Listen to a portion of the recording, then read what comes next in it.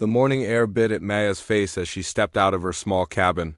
Winter was coming early to Alaska this year, and she could feel it in her bones. She had been a wildlife photographer for 12 years now, but something about this trip felt different. Maybe it was the way the clouds hung low over the mountains or how quiet the forest seemed. Even the birds weren't singing their usual morning songs. Maya packed her camera gear with practiced hands.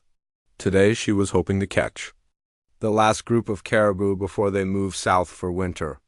She had been tracking them for 3 days, following their trail through the thick woods and rocky paths.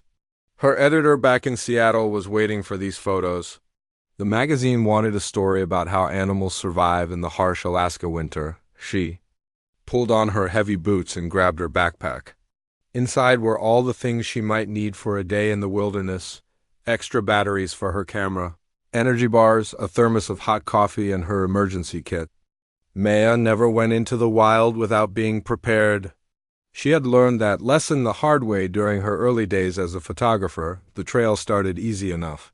Maya walked along a path that hunters and researchers had used for years.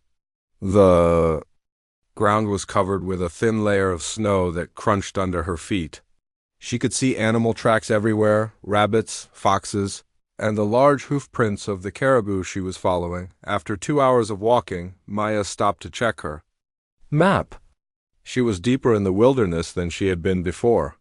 The trees around her were tall and thick, blocking out most of the morning sun. She could hear a stream running somewhere nearby, but couldn't see it through all the brush. Maya continued, walking, keeping her eyes open for any sign of the caribou herd. She had seen them yesterday evening, grazing in a meadow about 5 miles from here. If she was lucky, they would still be close by. The temperature was dropping fast.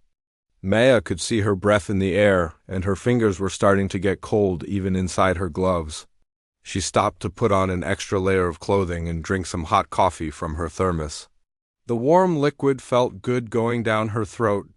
As Maya walked deeper into the forest, she started to notice something strange. The usual sounds of the wilderness were missing. No squirrels chattering in the trees, no birds calling to each other, no insects buzzing around. It was almost like the forest was holding its breath. She had been walking for about 4 hours when she heard it. At first, Maya thought it was just the wind blowing through the trees. But then she heard it again, a soft whimpering sound like a dog in pain. She stopped walking and listened carefully. The sound was coming from somewhere ahead of her. Down a small hill covered with pine trees, Maya felt her heart start beating faster. In 12 years of photographing wildlife, she had learned to trust her instincts. Something was wrong. Maya carefully made her way down the hill, stepping slowly to avoid making noise. The whimpering sound got louder as she got closer, but now she could hear something else too: heavy, labored breathing, like someone having trouble getting air into their lungs. She pushed through a thick group of pine branches and stopped dead in her tracks. What she saw made her question if she was really awake or having some kind of strange dream. There, in a small clearing covered with snow, was a woman lying on the ground. She wasn't moving, and her skin looked pale and blue. But that wasn't the strangest part. Pressed against the woman's side was a small black bear cub, no bigger than a medium-sized dog. Maya rubbed her eyes and looked again. She had seen a lot of unusual things in the wilderness, but nothing like this. The bear cub was lying as close to the woman as possible, its fuzzy black fur pressed against her jacket. Every few seconds the cub would lift its head and look around, then settle back down against the woman. The woman looked to be in her 30s, with dark hair that was wet with snow. Her face was very pale, and Maya could see that her lips were blue. Her hands, which were not covered by gloves, showed clear signs of frostbite. The fingers were white and waxy looking. Maya realized she was looking at someone who was dying from the cold. The woman had been out here for a long time, probably hours or maybe even days. Her body temperature was dangerously low, and without help, she wouldn't survive much longer. But the most amazing thing was the bear cub. Instead of running away when it saw Maya, the little animal just looked at her with dark, intelligent eyes. It was almost like the cub was asking for help. Its Small body was shaking from the cold, but it refused to leave the woman's side. Maya had photographed bears many times before. She knew they were smart animals, but she had never seen anything like this. The cub was clearly trying to keep the woman warm with its own body heat. It was acting like a living blanket, sharing what little warmth it had. Maya's first thought was about the mother bear. Baby bears this young were almost never alone. Somewhere nearby, there might be a very angry and protective mother bear. Maya looked around carefully, but she didn't see any signs of an adult bear. She took a few careful steps closer. The woman's breathing was very shallow, and Maya could barely see her chest moving up and down. She was unconscious and probably had been for a while. Without medical help soon, she would die. The bear cub watched Maya approach, but didn't run away. Instead, it made a soft sound, almost like it was trying to communicate. Maya had spent years learning to read animal behavior, and every instinct told her that this little bear was asking for help. Maya down slowly, being very careful not to make any sudden movements. She had to check if the woman was still alive and see how bad her condition was. The cub moved slightly to give her room, but stayed pressed against the woman's other side. As Maya got closer, she could smell something on the woman's breath. Not alcohol or drugs, but the sweet smell that sometimes comes with severe hypothermia. The woman's skin felt ice cold to the touch, but Maya could feel a very weak pulse in her neck. Maya looked at the bear cub, and for a moment it felt like they understood each other. This little animal had found a human in trouble and had tried to save her life. It had given up its own warmth and safety to help a stranger. Maya knew she had to act fast. She reached for her satellite phone with shaking hands. Out here in the wilderness, regular cell phones didn't work, but her emergency phone could reach rescue services anywhere in Alaska. She just hoped they could get here in time. As she waited for the call to connect, Maya looked down at the woman, and the bear cub still pressed against her side. She had come out here looking for a story about how animals survive in winter. Instead, she had found something much more amazing, a story about how sometimes animals don't just survive. Sometimes they save lives. Maya's hands were shaking as she dialed the emergency number on her satellite phone. The small device felt heavy in her cold fingers, and she had to press each button twice to make sure it worked. The bear cub watched her every move, its dark eyes never leaving her face. Alaska Search and Rescue, this is dispatcher Jenny. What's your emergency? Maya took a deep breath. I found an unconscious woman with severe hypothermia. She's been out here for a long time.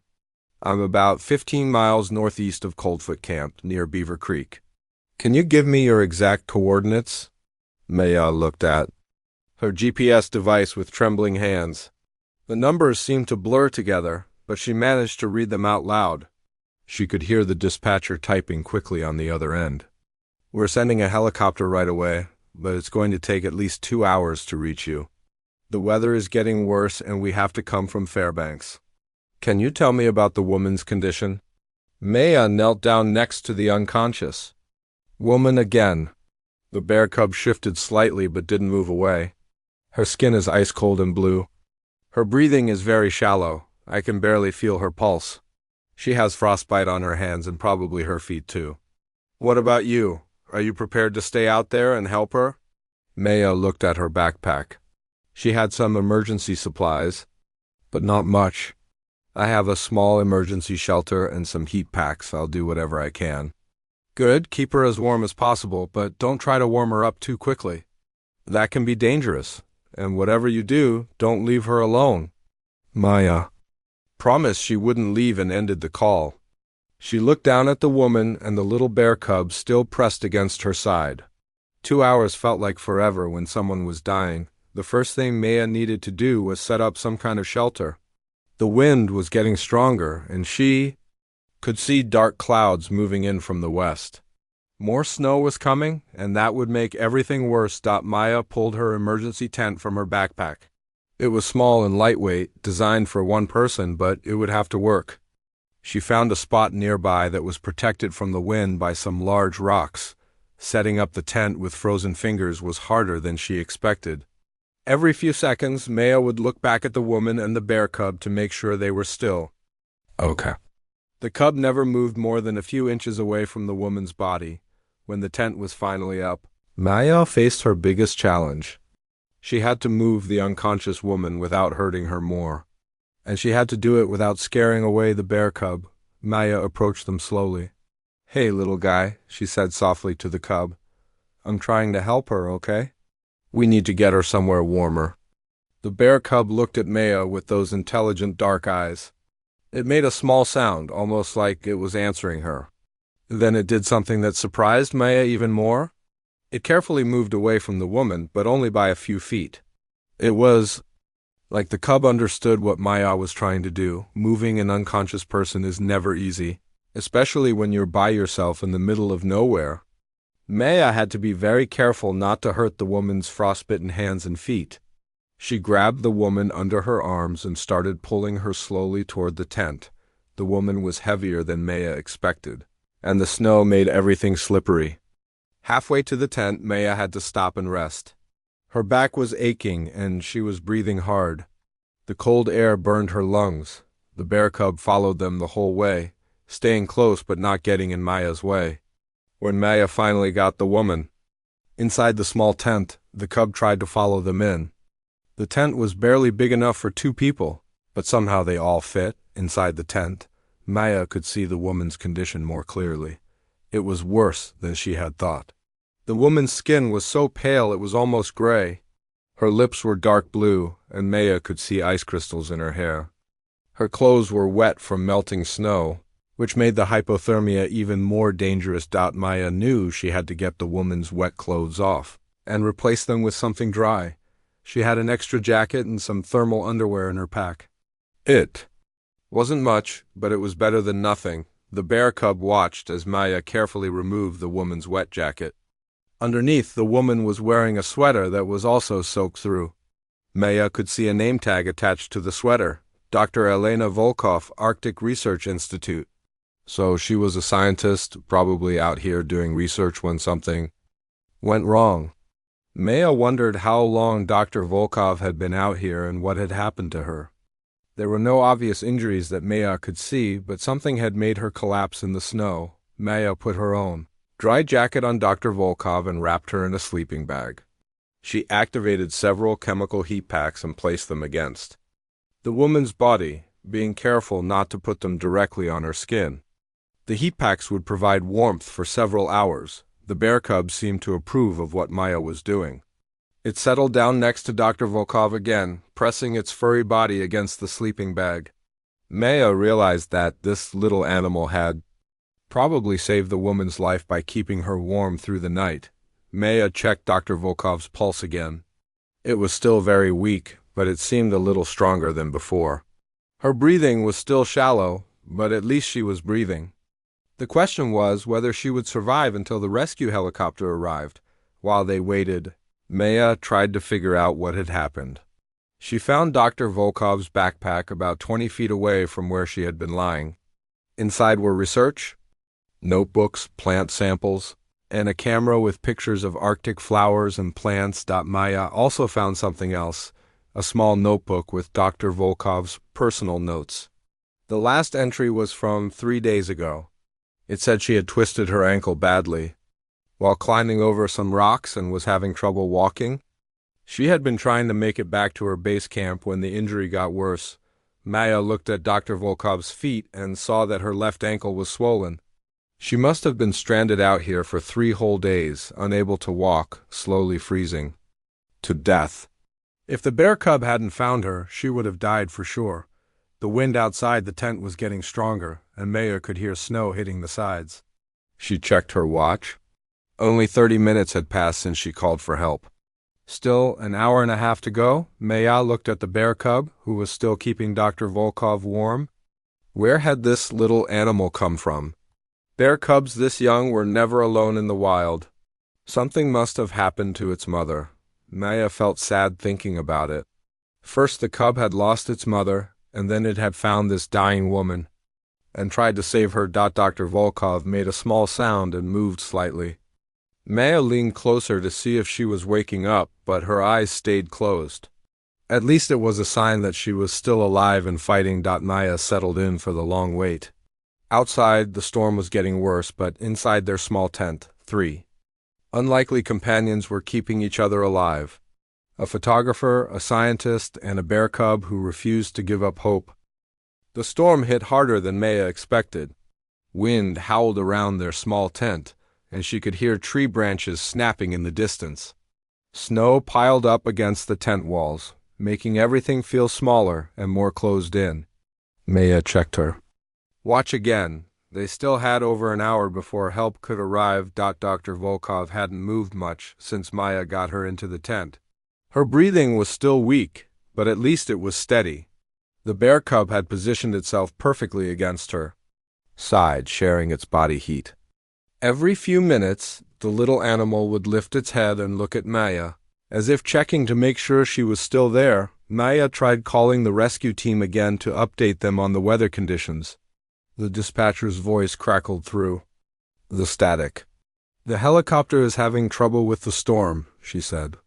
They might need to wait for it to pass. How are things there? Maya looked at Dr. Volkov's pale face. She's still unconscious, but she seems stable. The bear cub is still with us, keeping her warm. Did you say a bear cub? Yes, a small black bear. It was with her when I found them. It won't leave her side. There was silence on the other end for a moment. That's unusual. Be very careful. The mother might be nearby. Maya had been thinking about that too. She kept listening for sounds of an adult bear, but all she could hear was the storm. Maybe the mother bear was dead, or maybe she had abandoned the cub. Either way, this little animal was alone in the world, just like Dr. Volkov was alone out. Here, Maya decided to look through Dr. Volkov's research journal more carefully. Maybe she could learn something that would help. The journal was filled with notes about plants and climate change, written in neat handwriting. Dr. Volkov had been studying how warming temperatures were affecting Arctic plant life. As Maya read through the pages, she found something interesting. 3 weeks ago, Dr. Volkov had written about seeing a dead adult female bear near her research site. The bear had been shot by hunters, and Dr. Volkov was worried about what would happen to any cubs that might be left behind. 2 weeks later, there was another entry. Dr. Volkov had found a small bear cub near her camp, obviously hungry and scared. Instead of calling wildlife authorities right away, she had started leaving food for it. She wrote about how intelligent the cub seemed, and how it would watch her from a distance while she worked. Maya looked at the bear cub sleeping next to Dr. Volkov. This had to be the same animal. Dr. Volkov had been feeding it and caring for it, and now is trying to return the favor. The cub had probably been following Dr. Volkov when she got injured, and when she collapsed, it had stayed with her. The wind outside got even louder, and Maya worried that their tent might not hold up. She had pitched it as well as she could, but it wasn't designed for this kind of storm. She used her backpack and some rocks to weigh down the corners and make it more stable. Dr. Volkov made a soft sound and moved her head slightly. Maya leaned closer to see if she was waking up. Her eyelids fluttered for a moment, but she didn't open her eyes. Still, it was the most movement Maya had seen from her. "Can you hear me?" Maya asked softly. "You're going to be okay? Help is coming?" Dr. Volkov's lips moved, but no sound came out. The bear cub seemed to sense something and moved closer to her face, making a small whimpering sound. It was like the cub was trying to encourage her to keep fighting. Maya checked the heat pack she had placed around Dr. Volkov's body. They were still warm, but they wouldn't last much longer. She had 2 more in her emergency kit, but after those were gone, they would have to rely on body heat and the bear cub's warmth. The storm showed no signs of letting up. If anything, it was getting worse. Maya could barely see 5 feet outside the tent when she unzipped the door to check.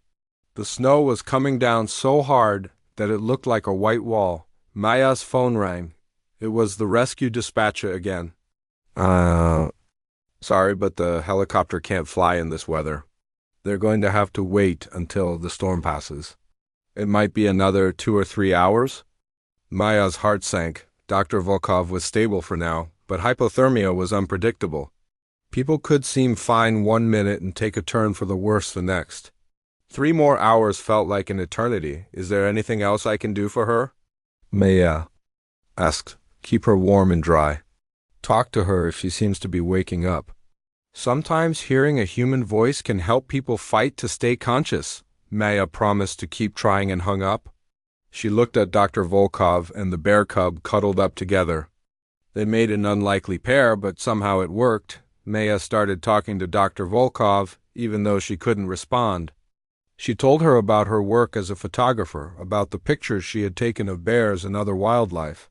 She talked about how amazing it was that the bear cub had stayed with her. Your little friend here is really something special, Maya said. I've been photographing animals for 12 years, and I've never seen anything like this. This cub could have run away and looked for food or shelter, but it chose to stay with you instead. The bear cub looked up at Maya when it heard her talking. Its eyes were so expressive, almost human-like. Maya had photographed many bears before, but she had never been this close to one, especially not a cub this young. Maya found some energy bars in her pack and broke off small pieces to offer to the cub. At first it was hesitant, but hunger won out. The little animal ate carefully, never moving far from Dr. Volkov's side. As the hours passed, Maya found herself getting tired. The stress and cold were taking their toll on her too. But every time she started to feel sleepy, she would look at the bear cub, still faithfully keeping Dr. Volkov warm, and it would give her strength to keep going. Dr. Volkov began stirring more frequently. Her breathing got a little stronger, and some color started coming back to her face. The heat packs and the bear cub's warmth were working. Maya began to feel hopeful that they might all make it through this. Around what Maya guessed was midnight, Dr. Volkov's eyes opened for the first time. They were unfocused and confused, but they were open. She looked around the tent, trying to figure out where she was. It's okay, Maya said gently. You're safe. I found you in the snow. Help is coming. Dr. Volkov's eyes found the bear cub next to her. A small smile crossed her face, and she whispered something in what sounded like Russian. The cub seemed to recognize her voice and made a happy sound. Mishka, Dr. Volkov whispered in English. My little Mishka stayed with me. Maya realized that Dr. Volkov had given the bear cub a name. Mishka, which Maya remembered, was Russian for little bear. This wasn't just a random wild animal that had found Dr. Volkov. This was her friend, and it had refused to abandon her when she needed help most. The storm was finally starting to calm down outside. Maya could see stars through breaks in the clouds. Soon, she hoped, they would hear the sound of helicopter rotors cutting through the night air. Dr. Volkov's eyes stayed open longer now, though she still drifted in and out of consciousness. Each time she woke up, the first thing she did was look for Mishka. The little bear cub would always be right there beside her, and she would smile. Weakly, before closing her eyes again, Maya could tell that Dr. Volkov was trying to say something, but her voice was too weak to hear clearly. Maya leaned closer, putting her ear near Dr. Volkov's lips. Mishka stayed with me, she whispered in heavily accented English. 3 days. So cold. Maya's heart ached as she realized what Dr. Volkov was trying to tell her. The bear cub had been with her for 3 whole days, through freezing nights and howling winds. Most wild animals would have left to find food and shelter for themselves, but not Mishka. Tell me about Mishka, Maya said softly, hoping that talking would help keep Dr. Volkov awake. How did you meet him? Dr. Volkov's eyes focused on Maya's face. It took her several tries to speak, but slowly the story began to come out. I am botanist, she said between shallow breaths. Study plants. Climate change. Been here. 6 weeks. Maya nodded encouragingly. She could see that talking was exhausting for Dr. Volkov, but it seemed important for her to share this story. 3 weeks ago, found dead mother bear. Shot by hunters. Very sad. Dr. Volkov's eyes filled with tears. Worried about babies. Mishka seemed to understand they were talking about him. He lifted his head and looked at Dr. Volkov, making a soft sound. She reached out with one frostbitten hand and gently touched his fur. 2 weeks later, he came to my camp. So small, so hungry, maybe 4 months old. Dr. Volkov paused to catch her breath. Should call wildlife people, but Heart said no. Maya could imagine the scene. A grieving scientist, alone in the wilderness, finding an orphan bear cub that needed help. Most people would have followed the rules and called the authorities immediately. But Dr. Volkov had listened to her heart. Instead, started leaving food for him. Berries, fish, anything safe for baby bear. Dr. Volkov smiled weakly. He's so smart. Would watch me work from distance, never came too close, but always watching. Maya looked at Mishka, who was listening to Dr. Volkov's voice as if he understood every word. Maybe he did understand in his own way. Every day he got braver. Started coming closer to camp. I would talk to him while I worked. Called him Mishka, Little Bear in Russian. My grandmother always called me Little Bear when I was child. Dr. Volkov had to stop talking for a while. Her breathing was getting labored again, and Maya worried she was pushing herself too hard. But after a few minutes, Dr. Volkov continued. He became my, how you say, companion, would follow me during day, but always keep distance. At night, would sleep near my tent. Never bothered my research, just watched over me. Maya was amazed by what she was hearing. Wild animals, especially bears, didn't usually form bonds with humans like this. But Mika wasn't just any bear. He was an orphan who had lost everything, just like Dr. Volkov was alone in this vast wilderness. 3 days ago, I fall. Dr. Volkov touched her swollen ankle. Climbing over rocks to reach plant samples. Heard snap. Terrible pain. Could not walk. Maya could see the pain in Dr. Volkov's eyes as she remembered that moment. To be injured and alone in the Alaska wilderness was a death sentence for most. People tried to crawl back to camp, but ankle too bad. Got lost in snow, so cold, so tired. Dr. Volkov's voice got even quieter, thought I would die here. Mishka moved closer to Dr. Volkov's face as if sensing her distress. He made a gentle sound and nuzzled her cheek. Even now he was trying to comfort her. First night was worst. Temperature dropped, wind so strong. I lay in snow, too weak to move. Thought about my family in Russia, my research, all things I never finish. Maya felt tears in her own eyes. She couldn't imagine how terrifying that must have been. Then I feel something warm against my back. Open eyes, and there is Mishka. He find me somehow, follow my trail in snow. Dr. Volkov's voice got stronger as she talked about the cub. He lay against me, share his warmth. Saved my life that first night. Maya looked at Mishka with new respect. This little animal had tracked Dr. Volkov through a snowstorm and found her when she was dying.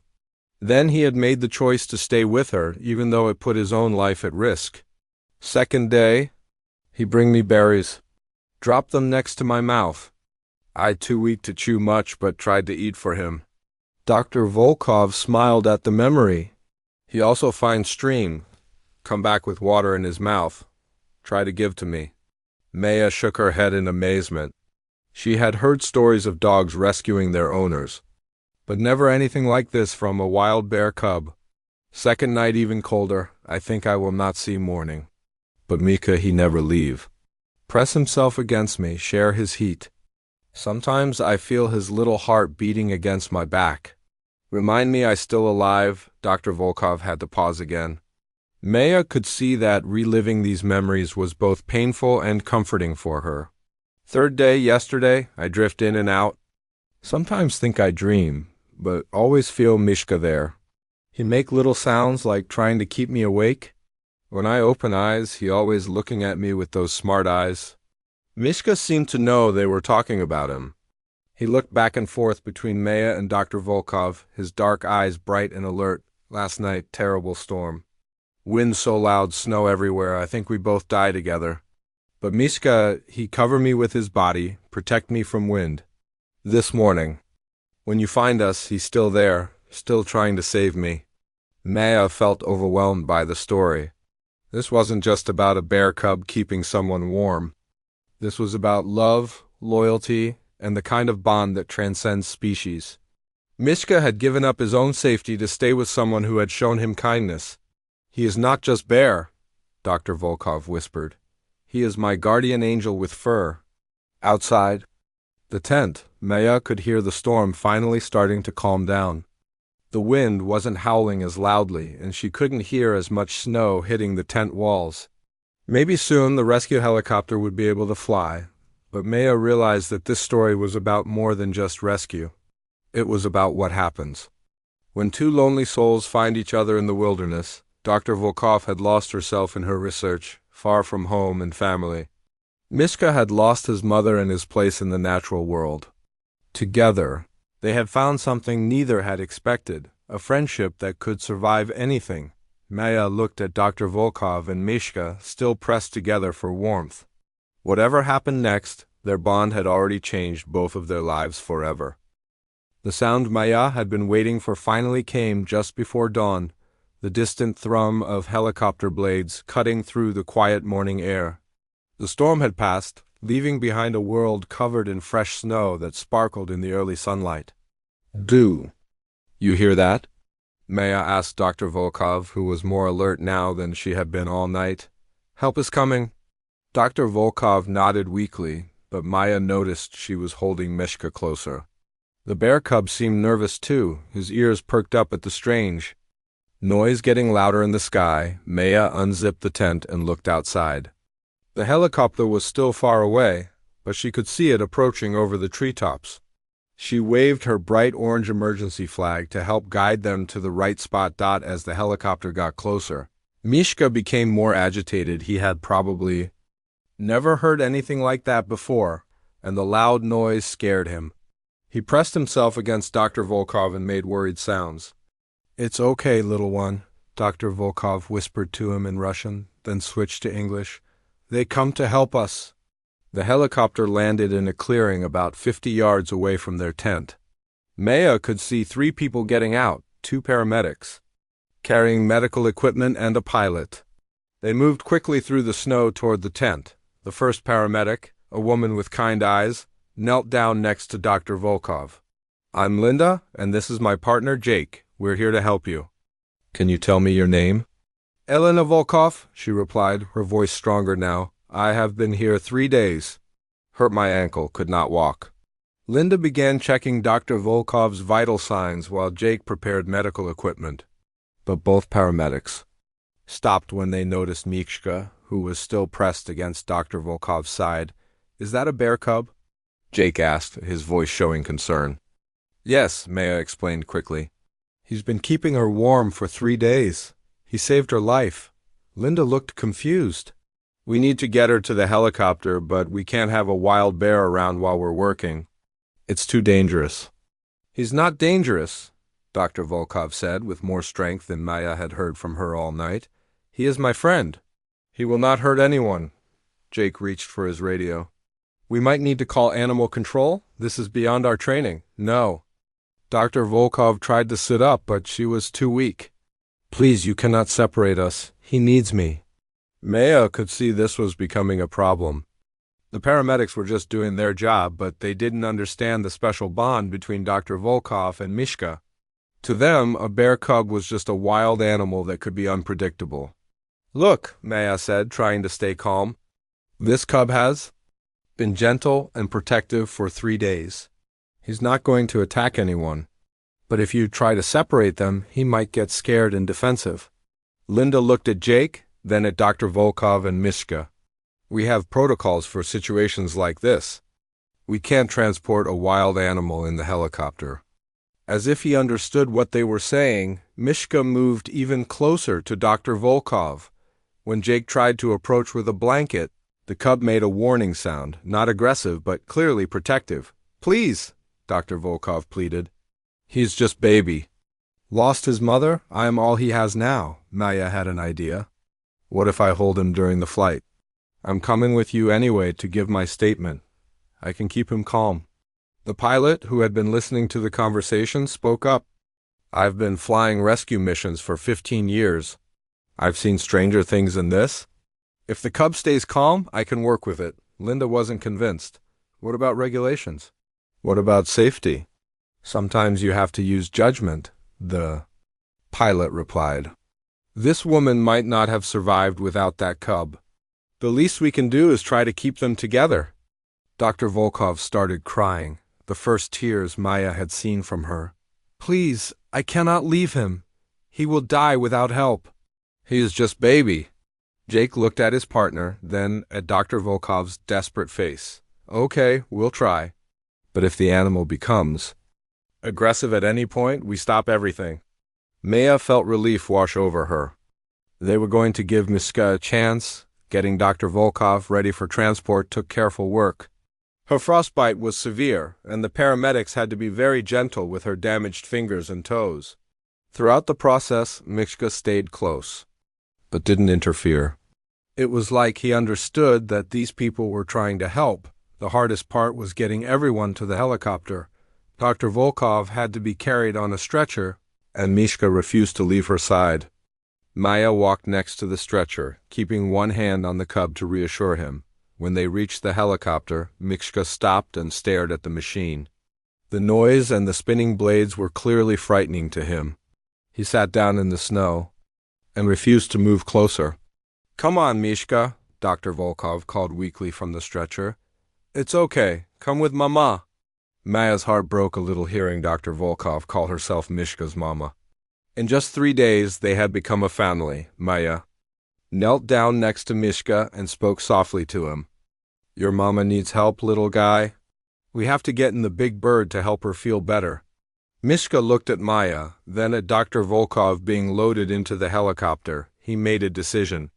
Standing up, he walked slowly toward the aircraft, staying close to Maya's legs. Inside the helicopter, Maya sat with Mishka on her lap. The cub was trembling, but he wasn't trying to escape. His eyes were fixed on Dr. Volkov, who was connected to medical equipment but conscious and smiling at him as the helicopter lifted off. Maya looked down at the tent where they had spent the night. It seemed impossible that, just a few hours ago, she had been alone with a dying woman and a bear cub, wondering if any of them would survive. The flight to Fairbanks took 40 minutes. During the entire trip, Mishka never left Maya's lap, and Dr. Volkov never took her eyes off him. Linda monitored Dr. Volkov's condition, which was improving with the medical treatment. Her temperature is coming up, Linda reported. Blood pressure is stabilizing. I think she's going to be okay. At the hospital, Maya faced another challenge. The medical staff didn't want to allow Mishka inside, but Dr. Volkov became upset every time someone tried to separate them. Finally, a doctor made an exception. We'll put them in a private room. The cub can stay until we figure out a long-term solution. Over the next few days, Dr. Volkov's recovery was remarkable. Doctors said it was one of the most severe cases of hypothermia they had ever seen someone survive. She lost 2 toes to frostbite, but otherwise made a full recovery. The story of Dr. Volkov and Mishka spread quickly.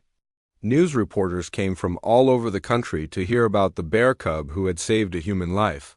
Wildlife experts were amazed by Mishka's behavior, calling it unprecedented. Maya's photographs of the rescue appeared in magazines around the world.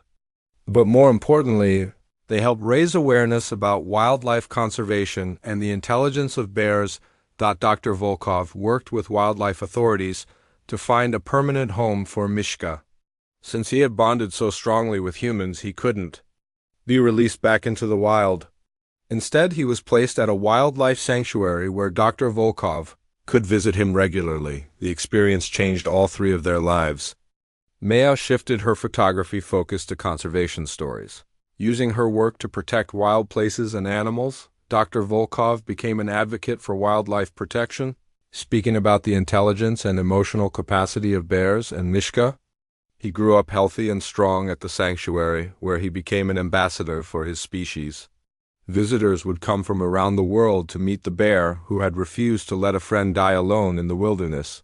Years later, Maya would often visit Dr. Volkov and Mishka at the sanctuary.